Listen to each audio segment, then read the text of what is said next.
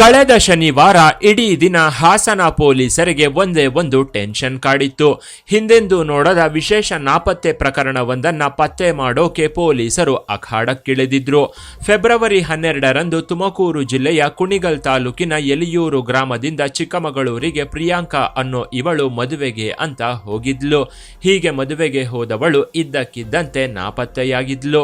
ಈಕೆ ನಾಪತ್ತೆಯಾಗೋಕ್ಕೂ ಮೊದಲು ಇವಳ ಮೈ ಮೇಲೆ 20 ಲಕ್ಷಕ್ಕೂ ಹೆಚ್ಚು ಬೆಲೆ ಬಾಳೋ ಚಿನ್ನಾಭರಣಗಳಿದ್ವು. ಮಂಗಳೂರಿನ ತಮ್ಮ ಸಂಬಂಧಿಕರ ಮದುವೆ ಮುಗಿಸಿ ನಂತರ ತವರು ಮನೆಗೆ ಹೋಗಿದ್ದ ಪ್ರಿಯಾಂಕಾ ಗಂಡನ ಮನೆಗೆ ಹೋಗ್ತೀನಿ ಅಂತ ಹೇಳಿ ನಾಪತ್ತೆಯಾಗಿದ್ಲು. ಅಂದು ಸುಮಾರು 8 ಗಂಟೆಗೆ ಆಕೆಗೆ ಕಾಲ್ ಮಾಡಿದಾಗ ಫೋನ್ ಸ್ವಿಚ್ ಆಫ್ ಆಗಿತ್ತು. ಅಲ್ಲಿಂದ ಪ್ರಿಯಾಂಕಾ ಯಾರ ಕಾಂಟ್ಯಾಕ್ಟ್ಗೂ ಸಿಗದೆ ಕಾಣೆಯಾಗಿದ್ಲು. ಗಂಡನ ಮನೆಯವರು ಹಾಗೂ ತವರು ಮನೆಯವರು ಇದರಿಂದ ಕಂಗಾಲಾಗಿದ್ರು. ಪ್ರಿಯಾಂಕಾಗೆ ಏನಾಯ್ತೋ ಏನೋ ಅಂತ ಎಲ್ರೂ ಗಾಬರಿಯಾಗಿ ಪೊಲೀಸ್ ಸ್ಟೇಷನ್ ನಲ್ಲಿ ಕಂಪ್ಲೇಂಟ್ ಕೊಟ್ಟಿದ್ರು. ಇದರ ನಡುವೆ ಹಾಸನಕ್ಕೆ ಬರೋ ಮಾರ್ಗ ಮಧ್ಯೆ ಕಲ್ಕೆರೆ ಗ್ರಾಮದ ಹೆದ್ದಾರಿ ಪಕ್ಕದಲ್ಲಿರೋ ಕೆರೆ ಹತ್ರ ಇವಳು ಹಾಕೊಂಡಿದ್ದ ಬಟ್ಟೆ ಚಪ್ಪಲಿ ಹಾಗೂ ಬ್ಯಾಗ್ ಸಿಕ್ಕಿತ್ತು. ಹೀಗಾಗಿ ಯಾರೋ ಚಿನ್ನಾಭರಣಕ್ಕಾಗಿ ಪ್ರಿಯಾಂಕಾನ ಕೊಲೆ ಮಾಡಿದ್ದಾರೆ ಅಂತಾನೆ ಎಲ್ರೂ ಅನ್ಕೊಂಡಿದ್ರು. ಆದ್ರೆ ಕೆಲವು ಬುದ್ಧಿವಂತರು ಮಾತ್ರ ಇವಳು ಎಲ್ಲಿಗೆ ಹೋಗಿರಬಹುದು ಅಂತ ಮೊದಲೇ ಊಹಿಸಿದ್ರು. ಹಾಸನದ ಬೇಲೂರು ತಾಲೂಕಿನ ಕಲ್ಕೆರೆ ಕೆರೆಯ ದಡದಲ್ಲಿ ಪ್ರಿಯಾಂಕಾ ಹಾಕೊಂಡಿದ್ದ ಬಟ್ಟೆ ಚಪ್ಪಲಿ ಹಾಗೂ ಬ್ಯಾಗ್ ಸಿಕ್ಕಿತ್ತು. ಇದನ್ನ ನೋಡಿ ತಕ್ಷಣ ಹಲವಾರು ಮಂದಿ ಹಲವಾರು ರೀತಿ ಅಂದಾಜಿಸಿದ್ರು. ಚಿನ್ನಾಭರಣಕ್ಕಾಗಿ ಈಕೆಯನ್ನ ಯಾರೋ ಕಿಡ್ನಾಪ್ ಮಾಡಿ ಕೊಲೆ ಮಾಡಿದ್ದಾರೆ ಅಂತಾನೆ ಎಲ್ರೂ ಅನ್ಕೊಂಡಿದ್ರು. ಈಕೆಯ ಬಟ್ಟೆಯನ್ನ ನೋಡಿ ಯಾರೋ ಅತ್ಯಾಚಾರ ಮಾಡಿ ಚಿನ್ನಾಭರಣ ದೋಚಿ ಸಾಯಿಸಿರಬಹುದು ಅಂತಾನು ಭಾವಿಸಿದ್ರು. ಕೊನೆಗೆ ಇವಳೇ ಪ್ರಾಣಹರಣ ಮಾಡ್ಕೊಂಡಿರಬಹುದು ಅಂತಾನು ಪ್ರಿಯಾಂಕಾ ಕುಟುಂಬಸ್ಥರು ಅನುಮಾನಿಸಿದ್ರು. ಹೀಗಾಗಿ ಅಂದು ಪೊಲೀಸರು ಕಂಪ್ಲೇಂಟ್ ಬಂದ ಕೂಡಲೇ ಸ್ಥಳಕ್ಕೆ ಬಂದು ಪರಿಶೀಲನೆ ನಡೆಸಿದ್ರು. ಕೆರೆಯಲ್ಲಿ ಶವ ಇದ್ರೂ ಇರಬಹುದು ಅಂತ ರಾತ್ರೋರಾತ್ರಿ ಕೆರೆಯನ್ನೆಲ್ಲ ಜಾಲಾಡಿದ್ರು. ಆದ್ರೂ ಕೂಡ ಈಕೆಯ ಶವ ಮಾತ್ರ ಪತ್ತೆಯಾಗಿರಲಿಲ್ಲ. ಕೊಲೆ ಶಂಕೆ ವ್ಯಕ್ತಪಡಿಸಿ ಪೊಲೀಸರು ಶೋಧ ಕಾರ್ಯವನ್ನ ಮುಂದುವರೆಸಿದ್ರು. ಖ್ಯಾತ ಮುಳುಗು ತಜ್ಞ ಈಶ್ವರ್ ಮಲ್ಪೆ ತಂಡದಿಂದ ಕೆರೆಯಲ್ಲಿ ಶೋಧ ಕಾರ್ಯವನ್ನ ನಡೆಸಲಾಗಿತ್ತು. ಆದ್ರೂ ಕೆರೆಯಲ್ಲಿ ಯಾವುದೇ ಗುರುತುಗಳು ಸಿಕ್ಕಿರಲಿಲ್ಲ. ಅತ್ತ ಪ್ರಿಯಾಂಕಾ ಕಾಣೆಯಾಗೋಕ್ಕೂ ಮೊದಲು ಸಂಜೆ 7:30 ಸುಮಾರಿಗೆ ಕುಟುಂಬ ಸದಸ್ಯರಿಗೆ ಫೋನ್ ಮಾಡಿದ್ಲು. ಯಾರೋ ಒಬ್ಬರ ಜೊತೆಲಿ ಇದೀನಿ ಅಂತ ಹೇಳಿ ಫೋನ್ನ ಕಟ್ ಮಾಡಿದ್ಲು. ಬಳಿಕ ಇವಳ ಫೋನ್ ಸ್ವಿಚ್ ಆಫ್ ಆಗಿತ್ತು. ಈ ಕೇಸಲ್ಲಿ ಮಿಸ್ಸಿಂಗ್ ವುಮನ್ ಹೆಸರು ಬಂತು ಪ್ರಿಯಾಂಕಾ ಅಂತ. 28 ವರ್ಷ ಏಜ್, ಸಾಕಿನ ಕುಣಿಗಲ. 14th ಫೆಬ್ರವರಿ 2026ಗೆ ನಮಗೆ Hassan rural police station jurisdiction ಅಲ್ಲಿ ಒಂದು ಕಲ್ಕೆರೆ ಅಂತ ಇದೆ. ಅದರಲ್ಲಿ ದಾರಿ ಮೇಲೆ ಅವರದು ಬಟ್ಟೆ, ಸ್ಲಿಪ್ಪರ್ ಮತ್ತೆ ವ್ಯಾನಿಟಿ ಬ್ಯಾಗ್ 3 ಕಡೆ ಸಿಕ್ಕಿತ್ತು.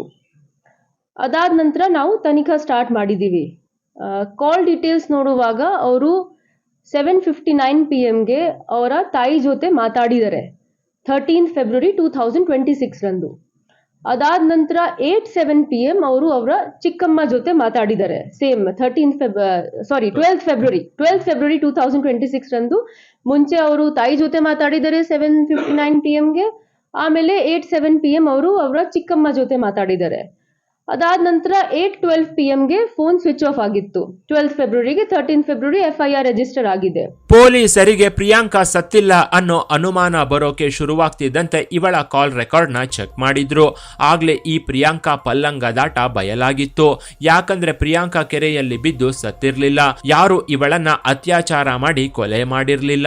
ಬದಲಿಗೆ ಇವಳೇ ತನ್ನ ಬಾಯ್ ಫ್ರೆಂಡ್ ಡೇವಿಡ್ ಅನ್ನೋನ ಜೊತೆ ಪರಾರಿಯಾಗಿದ್ಲು. ಹೀಗೆ ಪರಾರಿಯಾದವಳು ಕುಣಿಗಲ್ ಪಟ್ಟಣದ ಗೊಟ್ಟಿ ಕೆರೆಯಲ್ಲಿ ವಾಸವಾಗಿದ್ದ ಡೇವಿಡ್ ಮನೆಯಲ್ಲಿ ಪ್ರತ್ಯಕ್ಷವಾಗಿದ್ಲು. ಆಗ ಇವರನ್ನ ವಶಕ್ಕೆ ಪಡೆದು ವಿಚಾರಿಸಿದಾಗಲೇ ಈ ಕೇಸಲ್ಲಿ ಅಸಲಿ ನಿಜವೊಂದು ಬಯಲಾಗಿತ್ತು. ಪ್ರಿಯಾಂಕಾ ಪ್ರಿಯಕರ ಡೇವಿಡ್ ಅನ್ನೋನು ಕುಣಿಗಲ್ನ ಫ್ಯಾಕ್ಟರಿಯೊಂದರಲ್ಲಿ ಮ್ಯಾನೇಜರ್ ಆಗಿ ಕೆಲಸ ಮಾಡ್ತಿದ್ದ. ಉತ್ತರ ಪ್ರದೇಶದ ಮೂಲದವನಾಗಿದ್ದ ಡೇವಿಡ್ ಕುಣಿಗಲ್ನಲ್ಲಿ ವಾಸ ಮಾಡ್ತಿದ್ದ. ಅದೇ ಫ್ಯಾಕ್ಟರಿಯಲ್ಲಿ ಪ್ರಿಯಾಂಕಾ ಸಹ ಕೆಲಸ ಮಾಡ್ತಿದ್ಲು. ಈ ವೇಳೆ ಇಬ್ಬರ ನಡುವೆ ಲವ್ ಆಗಿ ಅದು ಅಕ್ರಮ ಸಂಬಂಧಕ್ಕೆ ದಾರಿ ಮಾಡಿಕೊಟ್ಟಿತ್ತು. ಮದುವೆಯಾದ್ಮೇಲೆ ಆಗೋದು ಲವ್ ಅಲ್ಲ, ಬದಲಿಗೆ ಅದು ತೀಟೆ ತೀರಿಸಿಕೊಳ್ಳೋ ಕೆಲಸ ಅನ್ನೋದು ಇವರಿಬ್ಬರಿಗೂ ಗೊತ್ತಿತ್ತು. ಆದ್ರೂ ಇವರಾಡೋ ಬೆತ್ತಲಾಟಕ್ಕೆ ಲವ್ ಅಂತ ಲೇಬಲ್ ಹಾಕೊಂಡು ಮಜಾ ಮಾಡ್ತಿದ್ರು. ಇದು ಎಷ್ಟರ ಮಟ್ಟಿಗೆ ಹೋಗಿತ್ತು ಅಂದ್ರೆ ಡೇವಿಡ್ ಇವಳನ್ನ ಕರ್ಕೊಂಡು ಉತ್ತರ ಪ್ರದೇಶಕ್ಕೆ ಪರಾರಿಯಾಗೋಕೆ ಮುಂದಾಗಿದ್ದ. ಹೀಗಾಗಿ ಈಕೆಗೆ ಚಿನ್ನಾಭರಣ ತಗೊಂಡು ಬರುವಂತೆ ಹೇಳಿದ್ದ. ಅದೇ ರೀತಿ ಪ್ರಿಯಾಂಕಾ ಕಳೆದ ಶನಿವಾರ ಚಿನ್ನಾಭರಣವನ್ನ ಹಾಕೊಂಡು ಸಂಬಂಧಿಕರ ಮನೆಗೆ ಹೋಗಿದ್ಲು. ಮದುವೆ ನಂತರ ತವರು ಮನೆಗೆ ಹೋಗಿ ಅಲ್ಲಿ ಎಲ್ಲರನ್ನ ಮಾತನಾಡಿಸಿ ಬೇಲೂರು ಬಸ್ ಸ್ಟ್ಯಾಂಡ್ ನಲ್ಲಿ ಡೇವಿಡ್ ನ ಮೀಟ್ ಆಗಿದ್ಲು. ಆಗ ಡೇವಿಡ್ ಸೀದಾ ಇವಳನ್ನ ಕುಣಿಗಲ್ನ ತನ್ನ ಮನೆಗೆ ಕರ್ಕೊಂಡು ಹೋಗಿದ್ದ. ಅದಕ್ಕೂ ಮೊದಲು ಹಾಸನದ ಬೇಲೂರು ತಾಲೂಕಿನ ಕಲ್ಕೆರೆ ಸಮೀಪದ ಕೆರೆಯ ದಡದಲ್ಲಿ ಪ್ರಿಯಾಂಕಾ ಹಾಕೊಂಡಿದ್ದ ಪ್ಯಾಂಟ್ನ ಕಾಚಾ ಸಮೇತ ಕಳಚಿ ಬಿಸಾಡಿದ್ಲು. ಜೊತೆಗೆ ಚಪ್ಪಲಿ ಹಾಗೂ ಬ್ಯಾಗ್ನ ಸಹ ಕೆರೆ ದಡದಲ್ಲೇ ಬಿಸಾಕಿದ್ಲು. ಬಳಿಕ ಪ್ರಿಯಾಂಕಾ ನಾಪತ್ತೆಯಾಗಿದ್ಲು. ಇದರಿಂದ ಕಂಗಾಲಾದ ಪ್ರಿಯಾಂಕಾ ಕುಟುಂಬಸ್ಥರು ಪೊಲೀಸ್ ಕಂಪ್ಲೇಂಟ್ ಕೊಟ್ಟಿದ್ರು. ಇದರಿಂದ ಹಾಸನ ಎಸ್ಪಿ 3 ತಂಡಗಳನ್ನು ರಚಿಸಿ ಈಕೆಗಾಗಿ ಹುಡುಕಾಡಿದ್ರು. ಈ ವೇಳೆ ಇವಳ ಮೊಬೈಲ್ ನೆಟ್ವರ್ಕ್ ಮತ್ತು ಸಿಡಿಆರ್ನ ಪರಿಶೀಲಿಸಿದ ಪೊಲೀಸರು ಇವಳಿಗೆ ಕಾಲ್ ಮಾಡಿದ್ದ ಡೇವಿಡ್ನ ಪತ್ತೆ ಮಾಡಿದ್ರು. ಇವನ ನೆಟ್ವರ್ಕ್ ಕುಣಿಗಲ್ನ ತೋರಿಸ್ತಿತ್ತು. ಕೂಡಲೇ ಹಾಸನ ಪೊಲೀಸರು ಡೇವಿಡ್ ಮನೆ ಬಾಗಿಲನ್ನ ಬಡಿದಿದ್ರು. ಆಗ ಇವನ ಮನೆಯಲ್ಲಿ ಪ್ರಿಯಾಂಕಾ ಇವನ ಜೊತೆಯಲ್ಲೇ ಇರೋದನ್ನ ನೋಡಿ ಪೊಲೀಸರು ಕೂಡ ಶಾಕ್ ಆಗಿದ್ರು.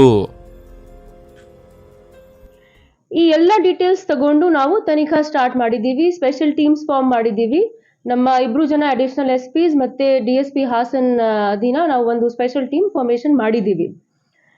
ಕಾಲ್ ಡೀಟೇಲ್ಸ್ ಮತ್ತೆ CCTV ನೋಡುವಾಗ ನಮಗೆ ಕೆಲವು ಕ್ಲೂಸ್ ಸಿಕ್ಕಿತ್ತು.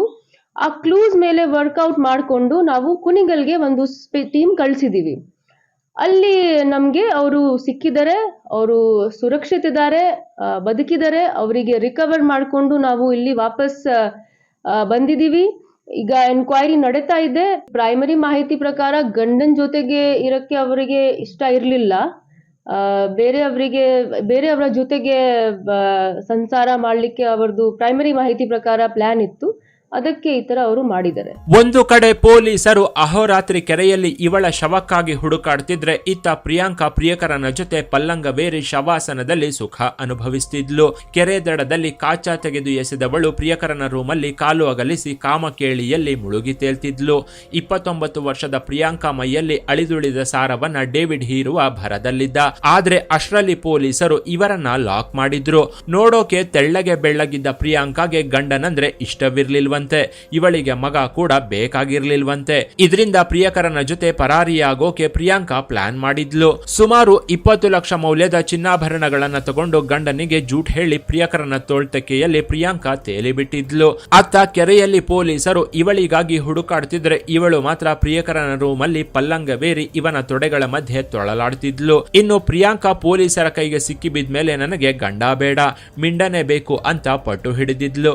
ಕೊನೆಗೆ ಇಲ್ಲಿ ಕ್ರೈಮ್ ನಡೆದಿಲ್ಲವಾದ್ರಿಂದ ಪೊಲೀಸರು ಕೂಡ ಪೇಚಿಗೆ ಸಿಲುಕಿದ್ರು. ಇನ್ನೂ ಒಂದು ವಿಚಾರ ಅಂದ್ರೆ, ಇಲ್ಲಿ ಪ್ರಿಯಾಂಕಾ ಗಂಡನನ್ನ ಸಾಯಿಸಿರ್ಲಿಲ್ಲ, ಬದಲಾಗಿ ಓಡ್ ಹೋಗೋಕಷ್ಟೇ ಪ್ಲಾನ್ ಮಾಡಿದ್ಲು. ಹೀಗಾಗಿ ಒಂದು ಲೆಕ್ಕದಲ್ಲಿ ಇವಳು ಬಚಾವಾದ್ಲು. ಆದ್ರೆ ದುಡ್ಡಿನ ಆಸೆಗೆ ಬಿದ್ದ ಡೇವಿಡ್ ಇವಳನ್ನ ಉತ್ತರ ಪ್ರದೇಶಕ್ಕೆ ಕರ್ಕೊಂಡು ಹೋಗಿ ಏನ್ ಮಾಡಬೇಕು ಅಂತಿದ್ನೋ ಅನ್ನೋದು ಸಹ ಗೊತ್ತಾಗಬೇಕಿದೆ. ಇನ್ನು ಈ ಸ್ಟೋರಿ ಬಗ್ಗೆ ನಿಮ್ಮ ಅಭಿಪ್ರಾಯವನ್ನ ಕಾಮೆಂಟ್ ಮಾಡಿ. ಕೆಳಗಿನ ಡಿಸ್ಕ್ರಿಪ್ಷನ್ ಬಾಕ್ಸ್ ನಲ್ಲಿ ವಾಟ್ಸ್ಆಪ್ ಚಾನೆಲ್ನ ಲಿಂಕ್ ಕೊಡಲಾಗಿದ್ದು ಅದನ್ನ ಸಹ ಫಾಲೋ ಮಾಡಿ. ಇನ್ನಷ್ಟು ಇಂಟ್ರೆಸ್ಟಿಂಗ್ ವಿಡಿಯೋಗಳಿಗಾಗಿ ಚಾನೆಲ್ನ ವಿಸಿಟ್ ಮಾಡಿ.